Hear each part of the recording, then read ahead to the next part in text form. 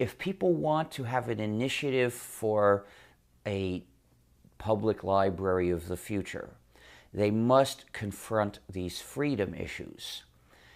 They must not they must not lend people things that are worse in terms of our freedom than the printed books that libraries have been lending for 100 years or so. They must make sure that there are no digital handcuffs in what they lend. And they must confront the new threat of massive surveillance. Libraries could take steps to make sure that they can't tell the state who borrowed what book. Because thanks to the USAP at Riot Act in the US, which the proponents of like to call the USA Patriot Act, but since this is totally un-American, I refuse to use that name.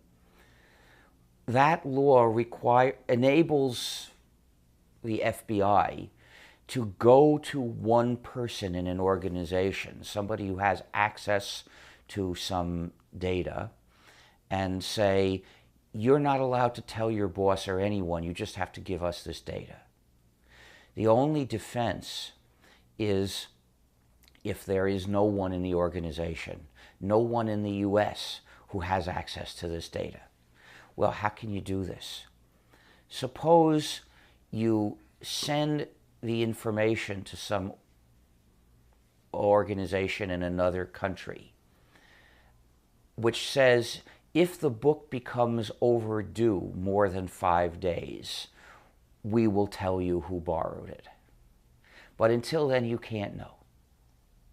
Well, this way, anyone who borrows books and returns them on time is safe in anonymity.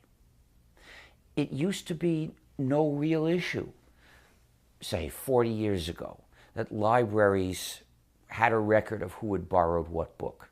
It would have been too much work to go and collect all the records of who borrowed everything. Yeah, the FBI could have come to a library and say, we want to see who borrowed such and such book. We want to see what book so-and-so has borrowed. But it was so inconvenient that it would only be done occasionally for some very good reason. But now it can be done massively for the sake of things comparable to total information awareness. Now, that was canceled as a scandal, and similar things were set up quietly, and it's basically running now. So if you want to have any information about people, you've got to think, am I contributing to massive surveillance? Now, I set out to think, if you're keeping your records in a computer, what could you possibly do so that they won't be available to you until a certain date? Well, I'm not an expert on fancy encryption mechanisms, but in any case, I really don't see how you could make it available on such and such a date and not now. After all, you could tell the computer a false date, and whatever it would have done in a month, it would do right now. But then I came up with this very simple solution, which doesn't actually depend on sophisticated computing. It's just entrusting the information to somebody that really can be trusted.